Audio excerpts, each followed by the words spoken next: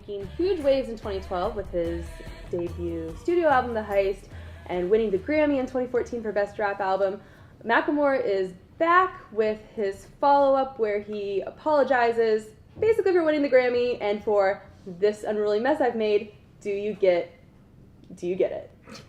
Do you get it, guys? So what did you... And he kind of set that tone with the first song, which I think is kind of one of the more standout tracks on the record. Definitely, yeah. I agree. I mean, I think it, like, exemplified exactly what Macklemore is in the rap world. Like, it gave me a very good sense of his flow that I heard for the rest of the album.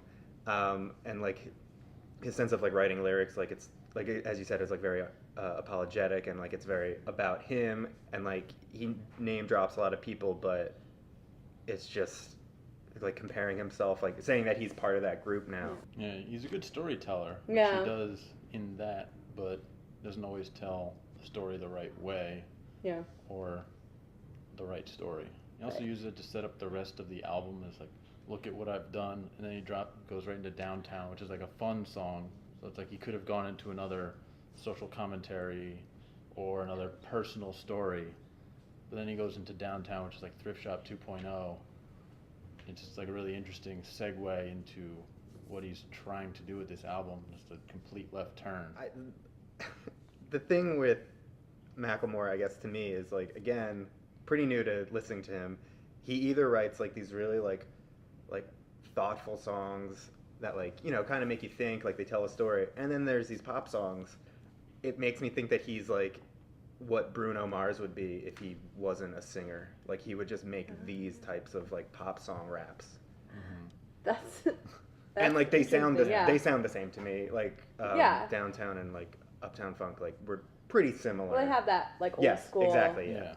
Speaking of singles, Kevin is the new video that's out. They performed it at the AMAs. They never did anything with it until last week, and then they finally released it properly. What did you guys think of that song?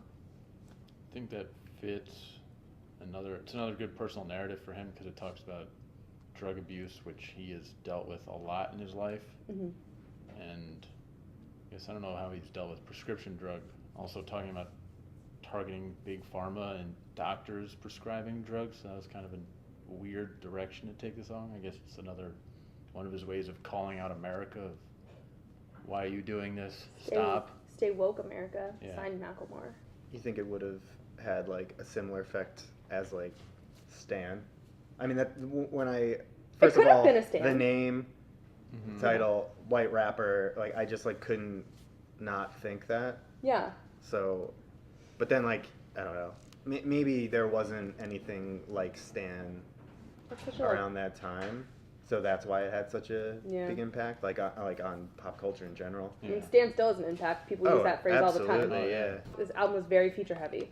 Every single song except for St. Ides had a feature. St. Ides could have used a feature. Who do you think should have been on St. Ides? I was just talking about 40s, right? So you could have gotten someone from the St. Ides commercials. Oh, yeah. That was what I immediately thought of. I was like, 40s. Those commercials like Snoop Dogg, NWA, Tupac, R.I.P. Can you imagine what would happen if Macklemore had gotten like, I don't know, an old, or no, like even like a Tupac verse? like That'd a be Tupac, hilarious. Unreleased Tupac verse. Yeah, or even just like injected something that he had done. Can you imagine how the internet would have rioted? I would have loved it. I wish that happened. He did get KRS-One on this. He did. That was DJ cool. Premier. He essentially made a New York 90s rap song. It was great. He sounded out of place on it, but... He did. But they sounded good. They sounded good. They sounded good on essentially Macklemore their sounded song. out of place? I think he sounded out of place. I agree, yes. Yeah. No. My favorite feature had to be Idris Elba. Go for it. In Dance Off, speaking like Vincent Price, and like the song sounding like Thriller and like Phantom of the Opera, but it was just like a solid club song. I like Chance on Need to Know. I think he outshined Macklemore on that song. The songs he cared about probably the most were the personal social commentary songs, and he felt like the audience wouldn't be able to handle a full album of that, so we had to put in the Downtowns and the Dance-Offs of the world so that you could mix it I up. don't know, I felt like there was a good balance between the serious and the Mm-hmm. humorous on this record, which is something like, fellow white rapper Eminem did a lot. Yeah. Like, he had Yes. that balance on his records. And so I feel like he's following that blueprint a little bit. Especially with, like, Eminem always drops, like, the silly single, and then he's going to come out with the really serious personal single. Did you guys, end of the day, like this album? Will you be listening to it again after we're done with this review? No. I think that the featured artists were great, but Macklemore himself was lacking. Like, so I'm not gonna listen to this as a Macklemore album again. I would probably listen to that song "Dance Off" a few times. Yeah, you can dance. You can have a dance. Yeah, off to yeah, it. exactly. Yeah, I would check out the songs that I liked, which weren't many. Yeah. So like, I wouldn't listen to the album again in full. I'll listen to a few of the singles. Need to Know, Dance Off, maybe Light Tunnels a few more times. We'll see what happens, what comes up on shuffle. I Yeah. won't skip them. Yeah.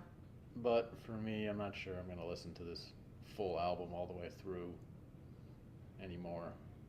Listened to it a lot going into this, so I got the Macklemore experience. Yeah. Now it's time to Mackle less. Hey. Okay. Yeah, I'm not gonna listen to this album again. Yeah. And we live tonight. Check it. Nah, I seen pain. I felt the losses. Attended funerals and seen coffins. 21 years old, an angel was lost here. Wings clipped by the grip of 80 million.